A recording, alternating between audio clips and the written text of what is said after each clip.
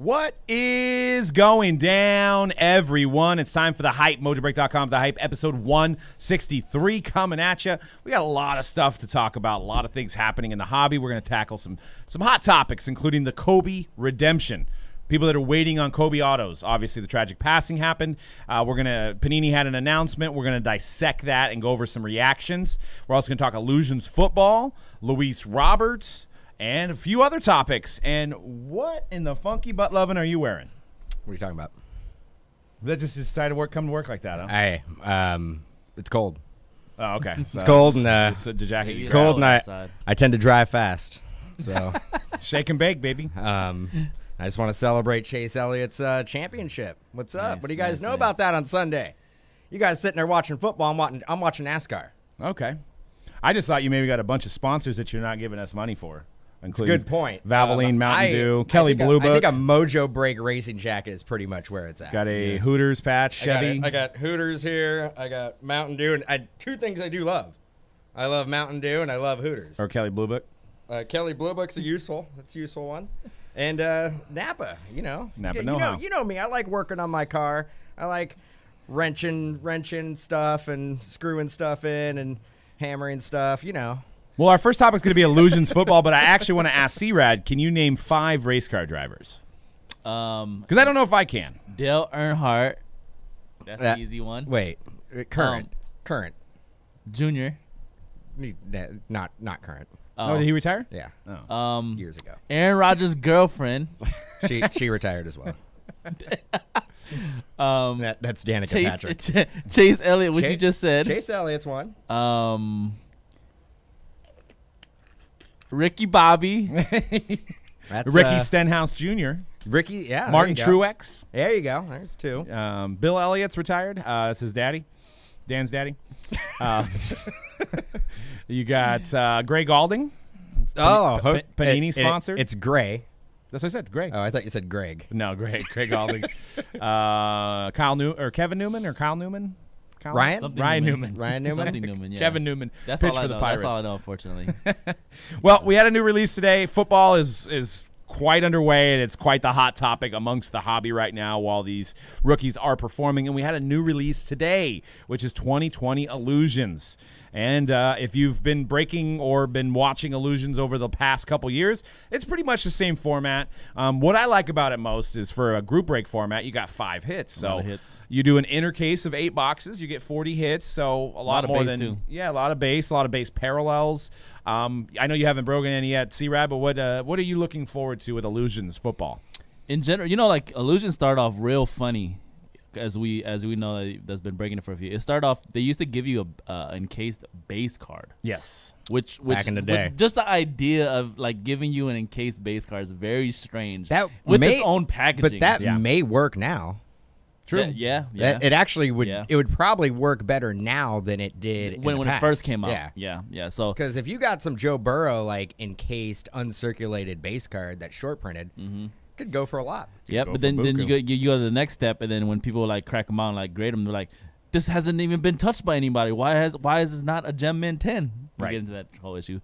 But in general, yeah, like it's a good product with a lot of hits. You do get, and the good thing is like you get the base of both worlds, like we were just saying. You get your hits, and then you do get a lot of base cards from the boxes as well. So once they switched that format to where the encased card was actually a hit, I started enjoying the product a lot more. I guess like what we were just talking about, even if we went back and the encased card is a base card, I don't know how much I would necessarily enjoy that from this particular product. Now, if they did something like that for Prism, right, that might be a different story. But for this product, I like that the encased hit in its own separate bag is a hit. Not just a base card. If you also remember, they used to pair up. Every base card used to be paired up with another legend from the team. Well, no, it was the same team, but it would be like it was some awful pairings. It'd be like I don't know, like I can't even think of like how bad some of them were, but it'd be like an old Jets quarterback with a current Jets quarterback. It'd be like Steve Young and like Cody Pickett or something. You know, it was like 2 pairings and it didn't work. Now what they've done with that is they've made that a case hit, which I don't think we even hit. If you go to one of the images we have here, you could see the Tua Dan Marino, right? So that's that's a case hit now. Whether it's before, I think it was the first year it came out. That was like a base card. Yep. So now those are super rare to hit, and I don't even think we got one. I did. You did? Okay. I did, but the mock that you're showing, the mock photo you're showing, it's not numbered. The one I pulled was like numbered to 12. And was that the Edelman one, or it was Edelman? Edelman. It was Randy Moss and Julian Edelman. Oh, okay. And it was like numbered to 12, and it had like a weird film on it that I've not seen Panini use before. I'm from these pictures because I haven't seen this year's version yet. From these pictures, are they playing with more colors this year in the product? Because look at that Joe Burrow. That's like almost like a color. Yeah, they on those RPAs. Yeah, they have the kind of the color blending in the background. It's still. I mean, the mock actually makes it look more colorful. I think it looks similar to last year, in my opinion. Okay. But you're getting a lot of numbered cards. I think you're getting like at least 5 numbered cards along with your hits per box too. So it's a pretty good value. And I like the encase because I think as you break it, you're leaving that for the end, right? And it's like, oh, what do we got? And it's pretty cool. So it'll be interesting to see how collectors take it and see where it finds its place, because it's kind of like that in-between product, right? It's not chrome. It's a product that I feel that completely gets looked over at the end of the year when we go back and we see every release that was in the category for that specific year. We don't ever talk about illusions. It's kind of in the maybe like certified. I think Phoenix has taken a significant step up. I know we talked about it before, but you look at the secondary market on Phoenix, it's going through the roof. Yeah. But I think Illusions is kind of like that certified. Maybe a cheaper version of Encased. You still get the encased card, but it's not graded. But you also get a lot more base parallels and base cards in this. So it might be considered like an encased, but a budget version of Encased. Yep. Yeah, that's a good comparison. Yeah, and I'm actually surprised on how Phoenix is taken off this year, like you mentioned. There's actually a few people in the chat that said that they were in Illusions, but they're like, oh, I want to see more Phoenix. So, they want to see more Phoenix as well. We tore the end and run on them Phoenix, boy. Yeah, we got through it. So, so some pretty cool stuff. They got a lot of inserts, so we'll see how some of the Brady, some of the Mahomes stuff goes. I think the acetates are kind of confusing because the numbering's on the back. You can't really tell, right away. So you got to flip those things around, and sometimes the colors don't bleed right. But we're excited. We got more Illusions today. We're going to have it more throughout the week as well. We probably will have some for personals as well next week. But yeah, one of the better values in the hobby, and kind of the little preview for Prism No Huddle is releasing next week. Very strange. So Prism No Huddle is, I don't believe there's many silvers in the product, but they do have those disco, I think they're calling them, parallels, one auto. So I don't know why Panini's releasing the No Huddle version of 2020 Prism, and then 2 weeks later is when the hobby comes out. So. Yeah, that's very strange to me. It's gonna be strange to do a different SKU than the main one first. That rarely ever happens. If anything, they come out on the same day. But having a different SKU, not the regular hobby coming out first, that's strange. Well, right now it's a weird week next week for football releases, because like you're saying, you do have No Huddle Prism, but you also have Panini Rookies and Stars. Oh yeah, which is also weird. Releasing. And am I looking at Immaculate Basketball as well? Yes, that's gonna be a big release. So big Panini release. Maybe they didn't want to do Immaculate Basketball and Prism Football on the same. I don't know. Yeah, but they're doing like 2 football products that. I mean, I know Prism has gone way up, but it's kind of the same price point. Yeah, it is. The secondary market is like driven Prism up through Prism through the roof, but originally back in the day, Rookies and Stars and Prism were in the same price point. Well, here's what I'm thinking. There's a couple reasons on why this happened with Prism.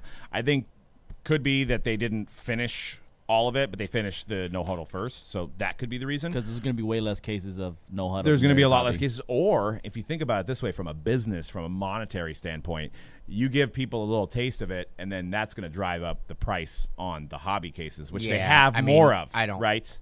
drive it up any more than it is right now? Yeah, and then Panini is not necessarily going to be the one that's reaping all of that secondary market price either. You know what I'm saying? Well, they're going to come out with some on their website, right? Yeah. And then they also are probably, I'm assuming they're going to come out with first off the line Prism football. So they're absolutely going to. So they're going to already have the no huddle that people are seeing, and then they're going to post that first off the line Dutch probably, right? And then there's one more SKU, right, of Prism football this year that they have. Is there choice maybe? There's probably a lot of SKUs, but Yeah. the hobby versions. But one thing to keep in mind with the huddle is it's going to have, like basketball, it's going to have one variation rookie per box. So just like the fast break Prism for basketball. So that, you get a Joe Burrow to one of those, it should be a pretty valuable card. It should be pretty sought after for that as well. So I wanted to move on to Kobe. So basically Panini came out with a people have been wondering, obviously since the tragic death, rest in peace to the Mamba. They're wondering what's going to happen with their redemptions. There's a lot of redemptions out there. Kobe's a Panini exclusive.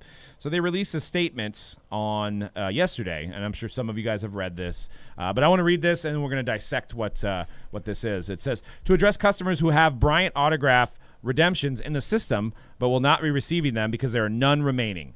Panini America has created special 6-card Kobe Bryant redemption packs incorporating 5 exclusive parallels from the 1920 Mosaic basketball set, featuring NBA stars and rookies such as Luka Doncic, Steph Curry, Zion Williamson, John Morant, Tyler Hero, and more. Each featuring purple snakeskin number to 24, purple and gold snakeskin to 20, gold snakeskin number to 8, and black snakeskin 101. The 6 cards in these packs will be from a new commemorative 40-card Kobe career highlight subset printed on Optichrome, honoring the top moments from his career. The Kobe career highlight set will feature purple base level number to 24, a purple gold parallel number to 20, a gold parallel number to 8, and a black 101 parallel, and a special snakeskin gold version numbered to 10. So I don't know how they're going to decide on who gets those packs, because obviously it is a backlog. Here's some of the images of a Steph Curry mosaic image, so you can see that as well.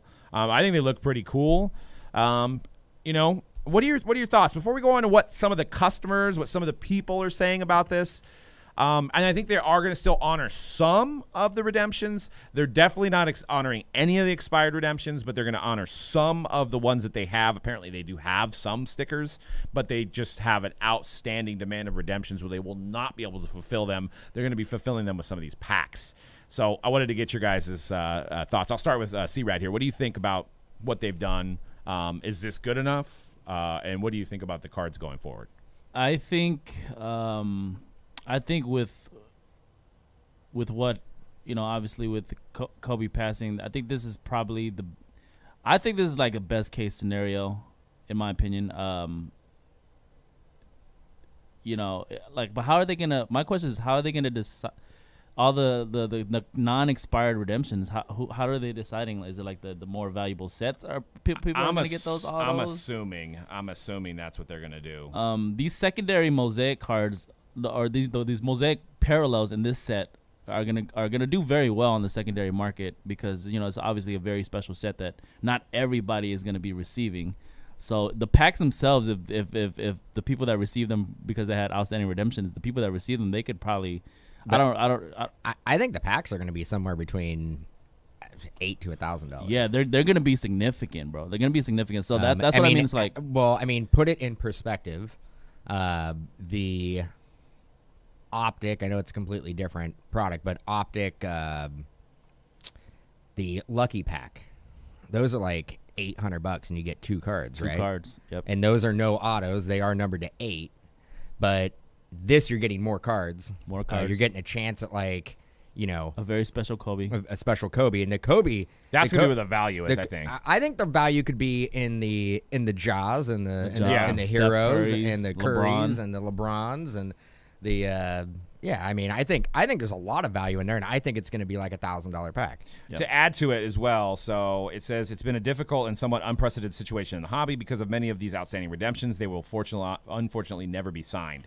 For those situations where live Bryant autographs are available, and beginning this week, Panini America will send Bryant autographs to waiting collectors with existing and active redemption cards in the system. Best efforts will be made to honor the exact redemption, but unfortunately there will be instances in which comparable Bryant autographs will be sent instead. In view of these circumstances, expired redemptions are not subject to redemption. For those collectors who entered expired Bryant redemptions cards after the expiration date, they will be given 50% of current Beckett value in Panini reward points. That's tough. Yeah, and I don't know how they basically decide that, right? And it's Beckett value, not eBay value, which I know eBay value fluctuates. And is it Beckett value of, did they take their cost, what it was costing them to get Kobe autos, or are they using Beckett value? They said Beckett value. So if the Beckett value of a Kobe Momentum autograph or whatever, let's say, is $500, but they're going to give you $250 worth of Panini reward. It's tough, though. Is it going to be Beckett value before the passing of Kobe or Beckett value after the passing of Kobe? Probably in the moment it is now, I would assume. Yeah. So, and that could be, honestly, another reason why they waited. But the expired redemption itself is from when he was still a product that would have been released when he was still alive. Yes. So if they base it on the year that the actual expired redemption is, then it would be the market value at that time and not the current market value. So, and here's the tricky situation I'm thinking about right now. So the sticker autos that were redemptions, right? I wonder if they put those, like, so say they had, like, I don't know, let's just say Prism Mosaic if it was a sticker, which I don't think it is. I'm just using it for example. What if they kept those stickers off until somebody redeemed it and they put the sticker on, right? And they kept the stickers separate. So that might be where, like, they're saying, well, why isn't the 2012 Momentum done? Or I think that's on card anyway, but let's just say, you know what I mean? But I also, getting back to like kind of what you're talking about right now, like, say they have hypothetically 400 stickers left over, right? The cards that are not sticker autos and they're on cards, say like an optic or something like that, that would be an on card. They can't necessarily put a sticker on that card. They may. I mean, I don't know. Yeah, that's going to be like, I mean, if I was them, and let's just say we had, I don't know, say we were Panini and we had 20,000, I'm just throwing numbers out here, but we had 20,000 Kobe redemptions. Where do you start? Do you start with National Treasures? Do you start going with the high end and you go down? Yeah. You know what I'm saying? Or how do you prioritize? I mean, that's how I would probably do it. I would start with the most valuable ones to make sure those are fulfilled. And then when you get down to where you can't, then you have to start divvying out those packs or whatever you're going to have to do. Yeah, I mean, and overall, like, what do you think, C-Rad? Do you think it's a good move? You think it's a... I mean... You said it was like probably the best thing they could do? I think it's the best case scenario. Yeah. I mean, they could probably take it a step further and offer another superstar level autograph instead of Kobe. Yeah, I mean, Doug and I were talking about it. Why the delay? It's been almost a year now. Mm-hmm. Yeah. I think there might have been some issues they had to work out with Kobe's estate. Oh, absolutely. Because if you've noticed, a lot of the products that came out after his passing, Yep. there was no Kobe no cards. Kobe, nothing. So I think Not even base cards. Not even base cards. So I think they needed to work something out with the estate and probably trying to explain to the estate, hey, like, there was a contract that we had, like, how can we basically work through this contract? And Panini came up with this as like a workaround. Honestly, it sucks for everybody who has, you know, redemptions that are outstanding. Panini didn't have to do this. They could have went like, hey, it was something that happened that was completely out of our hands. Out of everybody's hands. And you know? And it sucks for the consumer, but it sucks for Panini as a manufacturer. Unfortunately, Kobe's gone. They can't use Kobe in products anymore. Kobe was a substantial draw to every one of their releases. Yep. So I think it's a great thing that Panini did. Yeah, and I guess it depends on what you like as a collector. Some people would like the guarantee of a card that's worth X amount of dollars, like say they replace it with like a Kawhi Leonard or something like that. Some people might rather have that. Some people would like the chase of, well, maybe my $200 Kobe, I get a pack and I get a 101 Zion, or I get the 101 Kobe, and now I just did better than I did with my single Kobe sticker auto that would have been in, you know, fast break or whatever it is, right? So it is a tough situation. And it's also, honestly, I mean, it's the cheapest way for Panini to rectify the situation as well. Because let's face it, if they start giving out Kawhi Leonard autographs, or they start giving out if they start giving out like Zion rookie autographs, that's going to cost them a lot more. So well, it's also going to it's going to take away from their current and new releases coming out. Correct. If they have a bunch of stickers of Kawhi Leonard, they probably have those set aside to be in X amount of products, right? Yep. If they take those, then that's going to hurt a lot of their products coming out. Same thing with the Zion auto. So this is a way that they can do it without having to use any autograph content. If I'm not mistaken, I don't think there's any autos in there. I think it's just parallels. It's just parallels. So they could actually release this without having to pull autograph content, which I think is the only way that they can financially do it. Yeah, I mean, Max made a comment that he, you know, would rather have a Prism set as opposed to a Mosaic, and I get that argument as well. But I think Patty. I think they've ran out of Prism like parallels that they can do. I know they've done Mosaic stuff too, but maybe there's less Mosaic parallels that they can print another Mosaic parallel as opposed to. I mean, I feel like they don't do a lot with Optic though. I mean, maybe Optic could have been the solution there too. But I mean, Mosaic's new. It's hot. It's hot in football right now as well. So I think that's why. I'll be honest. I think they pushed it that with that clearly. What if they did a?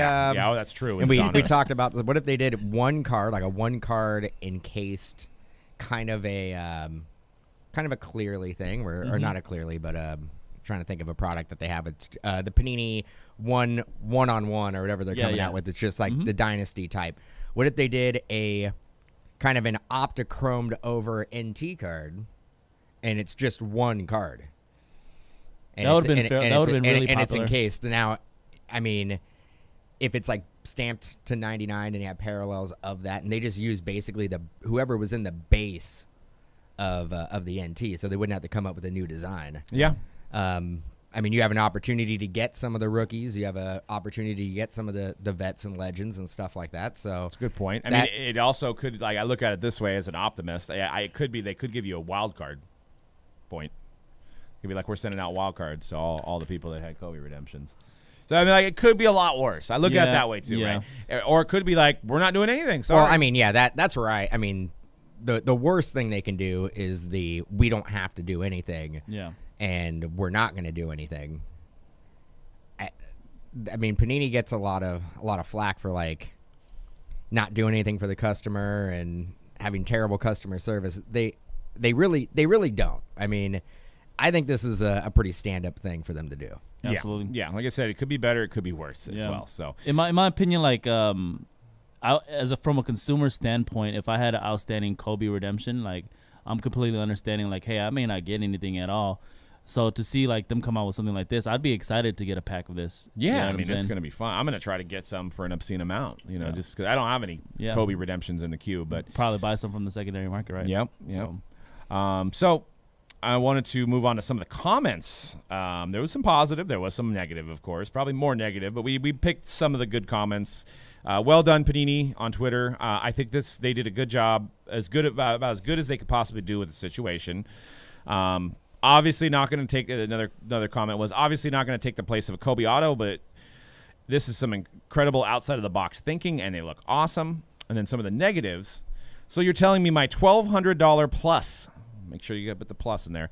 Kobe auto. Instead of getting the card, I will be getting one pack that most likely will not be any good unless I get lucky and hit a top rookie card. It costs y'all basically nothing to print more cards, so I know why you're doing this. Also, I have about 100 other redemptions dating all the way back to 2006. I have asked about replacements tons of times. I still have not received anything. At the rate y'all redeem cards, I will be well over 1,000 years old by the time I get half of them. First off, I think the world record is about 130 years old. So if you live to 1,000, That's incredible. And you won't have to worry about cards. You'll be just making money. You'll be doing interviews with you and everything like that. So if you make it to 1,000, that's incredible. So super exaggeration. Yeah. Oh my God. Make it to 1,000. Hundreds of redemptions. Hundreds. Yeah, he's probably got 5. You know what I'm saying? But yeah, I mean, we're all there. I mean, it's a tough situation with redemptions. It's mainly on the athletes. The guy below said, I feel much the same as Ryan. I've been waiting for over 200 redemptions, some for more than 12 years. Oh, God. Which I think Panini hasn't had the license that long. I think they came around in 2009, 10, maybe close. For more than 12 years, you have to realize Panini doesn't care about the collectors in the market any longer. They used to, but all they care about is raking in as much money as they can before the collapse of the market. They are well on their way to doing that. As a card shop owner, I've witnessed their greed in taking away from distributors and thus hobby shops most of our allocations of products they now sell. Majority of these releases themselves instead of sending it to the market. After 30-plus years of running a shop, I can no longer fight for new products as they demand. Just way too tiring. We watched card products kill the market in the early 90s by being greedy, and now we are seeing it again. So we know what his real issue is. It's not about this Kobe redemption at all. It's allocation. No. Yeah, it's he doesn't sell enough product. That's what it boils down to. Honestly, if you're selling product, you will get more products. At the end of the day, if you're selling little product, you won't get more product. You could be a brand new account, and we've talked about this, and there's a price point for everything. You can be a brand new account, and if you had $1 million to spend on wax, somebody will sell it to you. Yeah. You can get it. You absolutely 100% can get it. Now, are you going to be able to turn your $1 million into $10 million in a year? No. No, because you'll be able to service your customers. But you will be able to service your customers. But I'm just saying, like, there is a price point for everything, and we all sit here and talk about allocation, and we talk about it. Like, nobody feels like, I want to know a current shop breaker, online retailer that when a product gets released and they receive it, they're like, you know what? I got enough. I don't want any more. I'm happy. No. It had for like 2 years that hasn't happened. No. They want to be like I mean, I remember getting shipments in 2016. 17, and I remember going, oh crap. I'm like, too many. This product's in a tank. Like when I'm opening up cases, I'm all stacking them up. I'm all, sell it as fast as you can. It's gonna tank. Yeah. And 2017 contenders. Just think about that Prism for a second. too. Prism. Yeah. Think about Optic that. too. Optic. I was doing inventory and I found a box. I'll say it right now. I don't know how long we've had it. 2017 Optic football. Wow. Conrad. Guess that price. How much do you think that box is? 2017 hobby box, not a case, hobby box of Donruss Optic I don't know, like football. $1,000 now? $3,000. Wow. $3,000. Wow. Yeah. You can go back in the Wayback Machine. Conrad was doing 6-box optics Probably like for $29.99. for $29, $39 a spot. So Yeah. Crazy. Yep. Crazy. And Half case. got some more negative comments, but I did want to address. Patty has a question.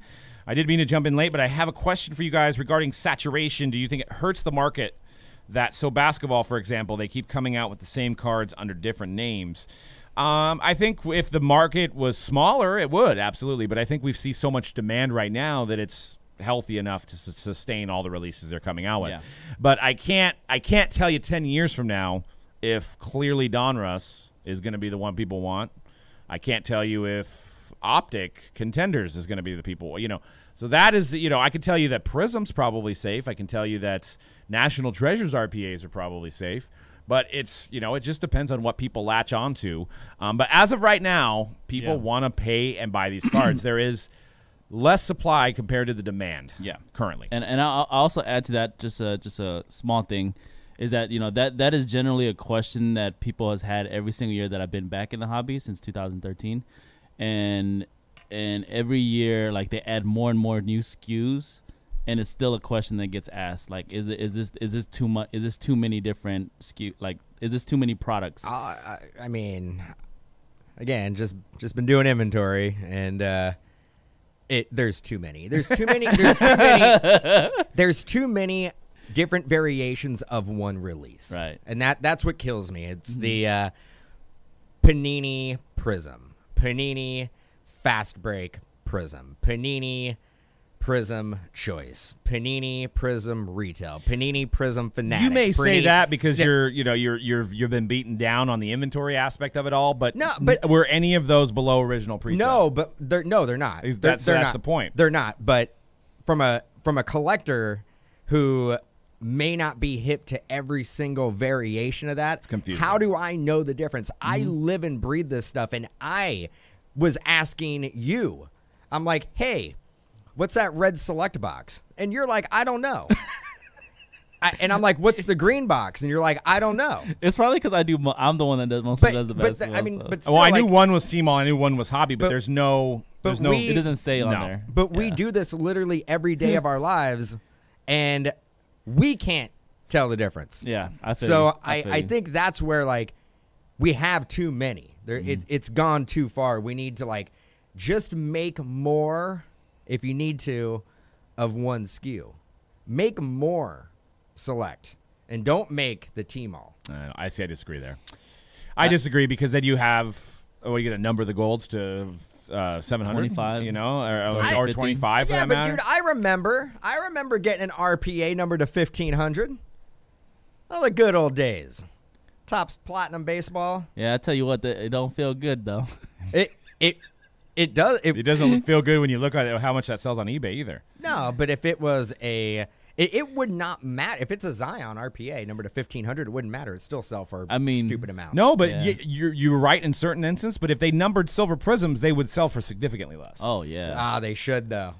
They should. I would love. I mean, it would hurt the industry. But like if we numbered every silver prism, it would be like I have 73 out of 73,599. Yeah, then it looks like wow, this is very common. I mean, but if you want to know that, you want to break that down, go to BGS and go to PSA and look at their pop report. Yeah, no, you can find and that's all that were graded.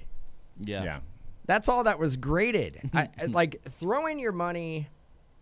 There's no doubt in my mind that there is. Let's compare Topps Chrome basketball back in the day, like Kobe year or LeBron year, and Prism in the last couple of years, like let's say Luka year and Zion year. There's no doubt that there's more silvers than there are base cards that were made in Topps Chrome. Yeah, no doubt. Well, those, you got to think about it. For one, 0304, there was really very small action on eBay. There was very few commerce going on across the world. So they were basically printing to order. So if they had 75 shops across America that ordered 3 cases each, they made maybe double that amount, and they had some. So now they don't even probably print to order. They just print. I mean, we don't even take the order out of there. They just print, and it still is gone, and it still goes up. So, I mean, you can't if you're looking at the business behind the business, and you're like, if you're Panini, I know it sucks from a hobbyist standpoint, but if the stuff is still selling, why not try to make more? I know that, like, once again, that's not my hobby cap. That is my business cap. That is saying, if it's selling, why not make more? Why not create other SKUs like clearly Donruss? And that is what happened in 1988. It is.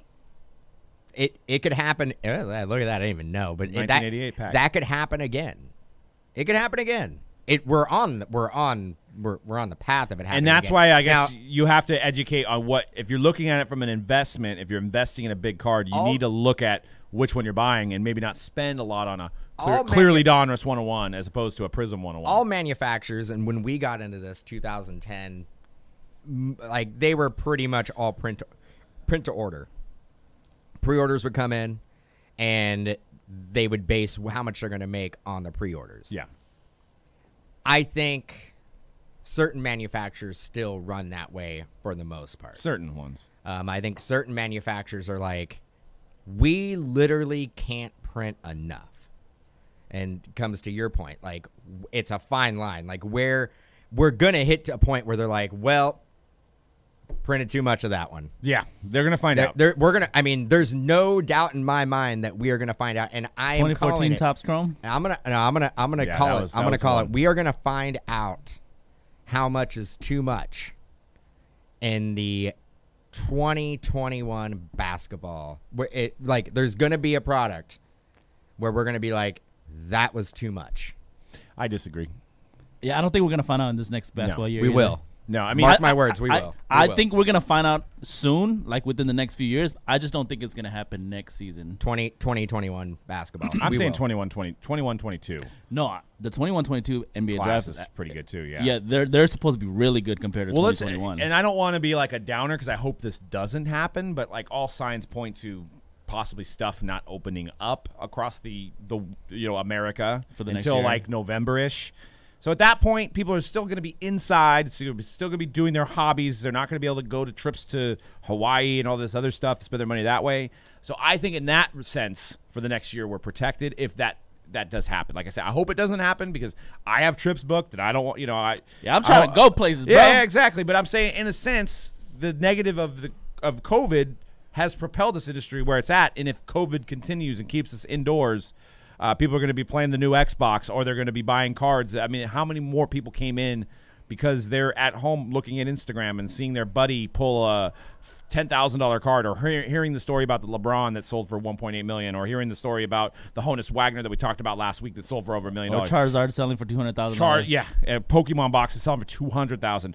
So if we're going to be kind of stuck indoors, I think that's going to help the 2021 rookie class in a sense. I think we are going towards the whole pandemic as a reason why the card industry just shot through the roof. It was already on the uptick. It was already shooting through the roof as soon as Zion dropped. Yeah. Well before. I don't think the pandemic really affected where the card market was going to go anyway. Yeah. I think it was going to go up maybe a little bit because people were inside, but I don't really think we can say that for certainty that's why, because everything was everything was going up. So we're already trending. We're looking at the same type of deal right now with football. Yeah. Football gets released, everything's going up. Baseball, I don't know. Next year's baseball, Bowman's going to be good. Bowman is always good. Bowman draft this year is going to be good. People are going to speculate. It's going to be fine. But products after that, the heritage, that was actually getting cut and allocated at one point. Yep. I can't see what is going to be the draw in 2021, or what I guess it'd be 2021 heritage. What would be the draw? And that's going to be an early release. I mean, that's probably going to be released sometime in like February or March. But I think to your point, and we got a few more Kobe comments to read. I know we got off on a little bit of a tangent here, but I mean, to your point, though, I think the rookie classes are justifying the prices, too. I mean, you've got literally right now, we're going to get into it at the end of the show, Tua, Herbert, and Burrow. I mean, it reminds me of 2012, but on steroids, where you had RG3, Luck, and Wilson, right? You've got three quarterbacks that are performing, and then you have receivers that are performing. I mean, it's not like we're like snake oil salesmen and we're selling 2021 or 2020 football products with no rookie performing. There's a lot of rookies performing, and was kind of the perfect storm from the Zion Morant transition to this. But a few more comments from the the negative folks on the Kobe mosaic situation. Somebody said, I can't wait to get a scratched or dented mosaic. So, very pessimistic view there. Very original. Yep. I'm sure Panini is keeping a ton for future products, a ton meaning a ton of Kobe autos. I mean, they have the last Kobe autos in the world. Do you think they're giving that up? I think everything gets used at Panini at some point. Imagine sending in Kobe Redemption and getting a Jackson Hayes card in return. ... Hey, It's a possibility. Jackson Hayes ain't that bad. This one I can't even dissect. It should probably be on the grammar scammers. It says, you wouldn't have to worry about expiry redemptions if you'd just get the damn cards made. Stop with the bull.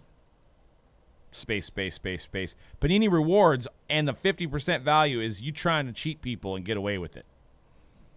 Just make the cards just just forge them then, I guess, right? Just forge the autographs. It's just have somebody in the office, just maybe Tracy Hackler, maybe start having practice. Having him practice it, just make it, just or pull it out of your keister. Damn card, man. Just pull it out of your keister. Don't put that on Tracy. I'm just saying that's what this guy thinks. That's not my point of view. Just saying, just make the damn card. Just fake the autographs, I guess. The guy can't sign because he's busy playing the sport, but hey, just make it somehow. But they did do that. You're never gonna. I mean, the thing is this is kind of the problem with social media, and I talk. I talk about it all the time. I mean, there's social dilemma, dude.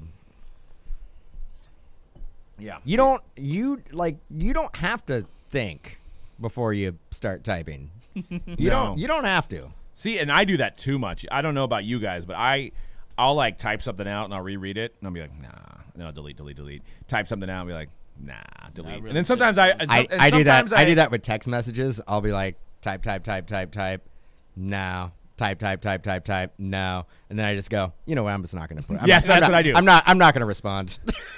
Yeah, because then I'm like, sometimes I'll be like, I can't even articulate my point through this, so I'm not going to respond. So yeah, I'm a massive proofreader of my stuff. Or if I spell something wrong, I try to delete. I get pissed at myself. And social media, like I haven't done a post for ever. Like I don't have anything important to say. Obviously, a lot of other people do have some very important things to say. I think you should take a picture and exactly. They got a lot of important stuff to say. I think you should take a picture and post yourself in the jacket. Put right on your front page. Change your profile pic, dude. It's time to update that. Update that, dude. Put it. Maybe dude, last time I was messing around on Facebook, I didn't know you had like a profile picture and then you had like the background photo. Background picture. And I changed it and I just had like a bunch of people commenting on it. And that's exactly why I don't do social media. Because I'm like, what did I do? I don't want to do this. People love you, man, on social media. You're big on there, dude. But I'm not, though. I'm not. I think they're just like, oh, crap, he's actually saying something. Like, I thought his account was, like, deactivated. It's a real guy? I thought it was a real guy. Yo, well, all your Facebook friends got excited. They're like, dang, Dan's active now. Let's get it. I should just, like, because I've been talking. I'm like, oh, man, I got to get on the Instagram, figure it out. Nah, and then I'm like, maybe I should like talk about my life on Facebook. Nah. Then I'm like, maybe I should create a Twitter like Doug has and troll people. Nah. It's fun. But now, I mean, I look at Max, maybe I should do a little ticky talk or whatever and see if I could start doing some dance. Start doing some dance moves and oh man, you gotta get the guy that does the what are the shoes with the wheel on it, the Heelys, the Heely guy. You could do the Heely NASCAR jacket guy, dude, and just kind of go around town and film. Have you ever tried those Heelys? I have not. I have not either, and I didn't know those were still around. Are they coming back? Probably not. But this guy has a bunch of videos of him doing tricks and stuff on the. You know what I might start doing again? Bad timing now because it's like hitting the winter, but. Might have to do a little aggressive inline skating. Remember that? Oh, grinding? Grinding. Find a pole, put the wax on it? Yeah. You know. There was a movie from the 90s that I love that is about like the inline skating. You guys remember that you one? just basically go out, get some super baggy jeans. So. What was it called? He was the movie was about a guy that had to move to California. Oh no, he was from California and then he moved to like Wisconsin or something because he was like doing bad in school, so his family. And then he got into sorry, it's the other way around. He was originally from Wisconsin and he moved to California because he was like a hockey player, right? Mm-hmm. Where it was snowing a lot. And then in California, not a lot of hockey. Yeah, there's not a lot of hockey going in California. Not a lot of he got into the local like inline skating like community and then like gang. And then they did the big race where they're going down the hill. You guys don't remember that movie? I actually do remember that. I think I do remember that because was it called Fruit Bootin'? Oh, dude. You know, I used to date myself a little bit. I used to rollerblade in high school. But you're married. And there was always like a clash between skaters and rollerbladers. Yeah, it was. And they like did not like rollerbladers. Yep. Like skaters were like, and they had a weapon. Skaters like, what are you gonna like if you're rollerblade? Like, what do you do? Take one off, just like swinging at it? No, they'll never catch you. You're much faster on the rollerblades. That is true. That is true. Have you ever seen a skateboarder try to catch somebody on rollerblades. Can't. Never works. Never works. Get winded. Actually, Patty's got a good idea. It says wear the jacket and bring big glasses of milk, and then you'll go viral. I actually got a better idea. You could do the longboard with the Fleetwood Mac, and then you could just pour it on your head while you're longboarding with the the memory song or whatever, the Fleetwood Mac song. That was already done. You want to do it on your head with the NASCAR jacket on? Not it on your head. Like like you're celebrating, but you're on a longboard, and then if you fell, then it would be America's Funniest Home Videos. No, you got to find the next song to go viral. You got to pick. You got to pick original song. Cranberry juice on my head. Is what are you saying? No, the milk. Dude, that is not NASCAR. Not NASCAR, but it's racing. Okay, I get it. Well, then just put some beer on your face. No, I mean, if you want to do it right, crack open a tall can of Busch Light. Just shotgun a beer. Do a little Stone Cold. Yep. Shotgun them. All right, moving on. We got a Luis Roberts Superfractor that's going to hit and make an auction debut. It's the non-auto version, and it's going to be hitting the Fall Classic auction at Leland. And it's going to schedule to run through December 11th. PSA 10 graded by PSA, so the guy obviously chose the right company to grade with. And it's going to hit the auction block. What do you guys think? What do you think this sells for? Well, hopefully my card goes for a lot. Your card? Yeah. That's yours? Yep. You tell me something? Give me a cut? No, why are you laughing? You sent it to Leland's out of all people, huh? Who? Exactly. No, seriously, what do you guys think? Superfractor, it's the first Bowman. Non-auto. Non-auto. Okay. PSA 10. Because we saw the auto version sell last year, right? Right. So that's why I wanted to bring that up too. As you can see in the next slide, that one sold for $51,000, but that was a year ago. Obviously, his value's up. Man, I remember doing yes, this. and I was the one that said it was a good deal. Doing this show, and you were calling it crazy. And I was like, "You guys are absolutely nuts." I'm like, 20 grand max. And that person could probably flip that for at least 40,000 profit. This dude hit a 230. Yeah. Let's not forget that. And he did not win AL Rookie of the Year. He's more electric than Kyle Lewis. I know Kyle Lewis is a better player, but he is more electric. He has more of a chance of being the face of baseball. He did win a Gold Glove in his rookie year. How many rookies have done that? Gold Glover. The Gold Glover, Luis Robert, 233. And that was 1 month. That was one bad month. One bad month out of two. Yeah. A 2-month season, and he had half of it was terrible. I think this is at least a $25,000 to $30,000 card. I think that's what it may actually sell for $50,000, which would be ironic. Wait. What did you just say? $20,000 to $25,000. I think it's a 50 for a non-auto. Yeah, just a non-auto. Is it a 9? It's a 10. It's gem. Gem and 10. How much? $25,000. I think it's $25,000. So you basically you walk in, you see that at a local card shop in the glass case. Hypothetically, could happen. Won't be there, but yeah. You're like, I got 25 grand for you right now. Let me give you this. I believe in this kid. I'm not saying I would buy it for 25 grand, but I say I'm sure there's plenty of other people that love him that will pay that much money for it. For a non-auto. Yeah, it's a one-on-one. It's the second best card of his ever made. There will not be another base card better than that card. That is the best card. So I think that the one-of-one auto now is $100K. So that makes this. I think this makes it. Give me a break. Look at the auctions. Look, I mean, we throw stupid numbers. $100K. I mean, yeah, it's a lot of money. 230. 230. So and plus, like 230. That's what he hit. Dan, do you think he hit 230? You cannot. He won a Gold Glove. Big deal. Byron Buxton. Winning Gold Gloves. Yeah, but he's played a lot longer. A lot longer.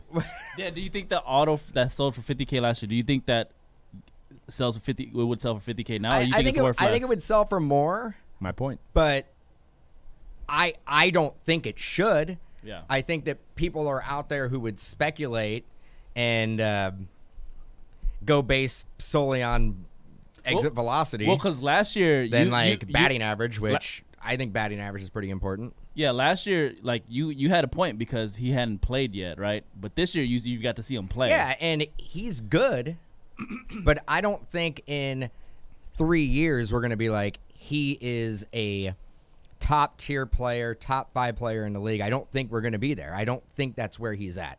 Unless he can figure out how to, he needs to hit 300. He needs to hit 300 to be considered 330 to 40 home runs a year. I got actually a giveaway we're going to do on this. So we're going to give away a box of Gold Label Baseball. I want you guys to comment on the Mojobreak Media content of this. If you're watching it live, don't comment here. When we post it to our Mojo Media channel, which you need to subscribe as well, guess the price. Whoever gets closest will win the box of Gold Label. We're going to accept, because this is going to run, scheduled to run through December 11th. So, also got some time. So yeah, we're going to cut off the picks in December. So December 1st, any votes after that doesn't count. So, but we'll give away a Gold Label. Put your guess on there. Whoever's closest will nominate a winner. I think this will be a fun little contest. So, box of Gold Label. Tell your friends. Get everybody involved. Make sure you guys subscribe to our Mojobreak Media channel, where we do more content as well. We have our Mojobreak Blitz. We have our Dugout Sessions. We have other videos on there as well. But, yeah, I want to see what people think. I want to see if somebody nails it. Gets it right on the button there. So, but they're saying they expect to sell for a 5-figure price, which, you know, not a 6-figure, but a 5-figure price. So, I wouldn't be surprised if it gets to 50K. I literally would not be surprised. I know you would be surprised, but I will not be surprised. I know I wouldn't be surprised. I would be disappointed. You would be disappointed in baseball collectors everywhere. I'd be disappointed in baseball collectors everywhere. Actually, not everywhere. One in particular. Yeah, one guy. Just one person. No, because there's other. Well, yeah. Whoever was in the room bidding it up. Yeah. Whoever's like putting in the bids. Killing me. So what do you think what would you like from just because you've seen him play now, what would you price, like what would you legitimately, like in your opinion, you would price that card at as a good investment price to buy that for? 10 grand. 10 grand. That's still 5 figures. I think that's, I mean, I think that's still fair. 10 grand, and I think if he does become a better player than he is, I'm not sold on him.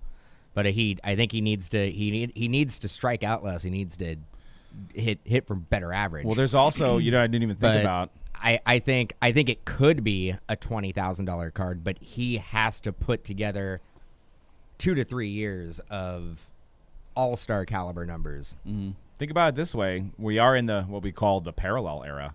What if this card is viewed as a better card than the auto? I know that's not traditional for Bowman collectors, but non-ink PSA, that appeals to the parallel era of collectors. They don't want ink on their cards. So I think that will drive it up a little bit more than you would think as a true Bowman. You guys have been listening to us or been breaking with us for the last 5, 6, 7, 10 years. You want the auto. I want the auto. These guys want the auto. But the new collector, I don't know. I might want the non-auto version. I don't think that's the baseball collector's mentality. And I don't know if it's going to change. Yeah, we'll see. The baseball collector is more of a speculation and the long play, where basketball and football are more of the short play investment. Mm-hmm. I agree. Well, we'll move on to another debate that we can have here, and you guys can chime in on this. Yes, We've got 3 rookie quarterbacks that are exceeding expectations, I would say, at least mine. Joe Burrow, Tua, and Justin Herbert. I want to say a hypothetical here. Say somebody gave you $20,000 to invest in their cards. Which guy are you choosing and why? That's what I want to know. So I want to hear you guys' comment in the chat. Comment on the video here on Mojobreak Media as well on who you would invest in. And let's say it's a long-term investment. Let's say it's not a quick flip. Let's say it's a guy that you're going to at least hold on to for at least 5 years, and you have that amount of money to spend on him. And you can only pick one. I know you could diversify, but let's just say you're only given one choice. Who are you picking? I'll start with C-Rad.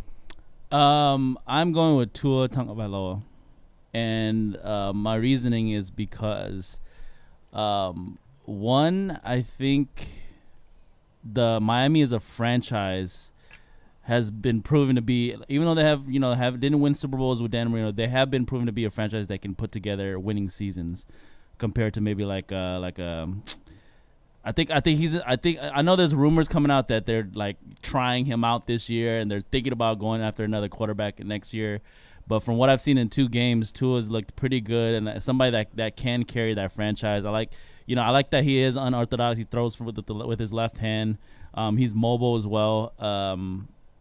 And it was scary at first for him coming out of that injury from college last year. So it was really a lot of unknowns. But after seeing him 2 games now, and getting more confident, I mean, I think those other 2 guys are incredible as well. But I'm gonna go long term Tua if I'm gonna pick one guy to spend my money on. I'm going with Joe Burrow. I just think that the college career that he had, the amount of yards he's throwing. I know the Bengals, who was the last big Bengal prospect that we've collected? Maybe A.J. Green? I don't know, maybe Jeremy Hill one year. There hasn't been a Bengal that people have collect, but I think that does change. I think with some weapons, with some good draft picks, with some free agents coming over to Cincinnati, I think they put together a couple winning seasons. I think the Steelers are getting a little. I mean, they're obviously great now, but Tomlin's probably going to retire at some point. Big Ben's going to move on in life. I know the Ravens are in that division too, but I think the Ravens and Bengals are going to be competing to win that division. So I'm going with Joe Burrow. I think he throws the long ball well. He puts the stats up. And I think he has the most, he has the easiest path to breaking some of those all-time records that are in front of him with, like, the Montana, the Breeze, the Marino, the Peyton Manning stuff. All right. And this show is completely unscripted. I'm going Justin Herbert. That's funny.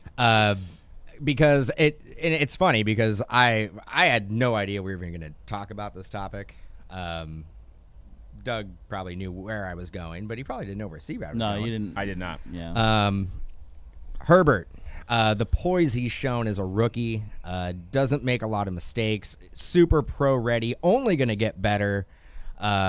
He has shown a lot of confidence and even being behind in games, he's been able to have his team come back. They hasn't always finished a job, but he doesn't have, besides having couple of good receivers on his team. I mean, Keenan Allen's one of the best in the league, and Mike Williams has a chance to be one of the best in the league, but just hasn't seemed to put it together yet. But their defense has been pretty banged up. Their running backs, they can't seem to stay healthy. I was just thinking, either. imagine if they had like LaDainian Tomlinson in his prime right now, coupled with Herbert. Be nasty. What I've seen from, and the reason why I'm going Herbert, what I've seen from Burrow is that he's going to be a good quarterback. He would be like probably the second guy I would pick out of the 3. He has there's going to be some growing pains with Burrow. He tends to make some pretty bonehead reads, and he'll turn the ball over. Tua, my knock on Tua is the fact is he going to be able to stay healthy? Yeah. He had some injury issues in college. I think huge injury. I think for the short-term flip though, I would go Tua. I was just going to say that too. Tua is quicker path to wins on a better team, poised to make the playoffs, where the Chargers and the Bengals are not going to make the playoffs. But for the long play, 100% Herbert. It's funny. You've got East Coast, West Coast, and kind of Midwest going on here too. So you've got both coasts represented. I know Busta's in the chat is a Miami homer, but you act like the Miami's like the Yankees of football here. They're not. I mean, yeah, they have the one undefeated season. That's about the only time you hear the Dolphins mentioned on national broadcasts here on the West Coast. Is that when when the Steelers lose this year, the Dolphins can all raise their glass and but he has a point though. The Dolphins are pretty active in the free agency market every year. They've proven that they can win, man. And they maybe not the whole thing, but they can. I win mean, players like to go. They like to go play in Florida, bro. Florida, Miami. And there's no taxes, right? There's no I mean taxes. that definitely financially does help. I it's mean, hard to turn down Miami. I remember they didn't they sign Ndamukong Suh after his he got a big contract from them after the Lions. So they definitely can put some pieces around him. I think Tua is the short-term play. I think Herbert's the long-term play. Yeah. I don't disagree with that. I think exactly. What is it about Burrow that you like so much? In general, I'm a big fan of Home Alone. I think as I mentioned last week. Dude, I think to what you were saying, Dan, like how he like sometimes doesn't make the greatest reads and stuff. It's also due to the fact a lot of times, like if you watch their games, he's like running for his life. So it's like, yeah, I mean, offensive line. They can't protect them at all. Offensive line has a lot to do it, and I think if you probably ranked the offensive line between those three, Tua probably has the best offensive line. Yep. And then you would probably say and Herbert, the best defense right now too. Herbert and Burrow. I mean, Burrow, his offensive line's tough, and you're right. Like, he hikes the ball, and he not only is trying to find a passing lane, but he's also trying to run from, defensive ends that are trying to track him down constantly. Yeah. And he's pretty good on the run. I mean, he can throw on the run. So can Herbert. Actually, all three of those quarterbacks are definitely the new age of quarterbacks coming in. Where absolutely changing the guard. I mean, they're not like burners like Kyler or Lamar, but they definitely can run, and they could extend plays with their legs. Yep. Where the guy, I mean, even like a Jared Goff is not very mobile. They try to move him out, but like Jared Goff isn't going to run for many first downs. He can run to maybe prolong a play a little bit. Yeah. Same thing with like Jimmy Garoppolo. He's not gonna be running for first downs a lot, but you gotta be elusive in the pocket somewhat. I think. Yeah. Now. In this day and age, yeah. And a couple of sales recently. You got a Tua Gold autograph that sold for $4,900. You have a Joe Burrow 1/1 Spectra that sold for $6,600, and a PSA 10 Gold Black Gold Choice 8 out of 8 of Justin Herbert selling for $10,000.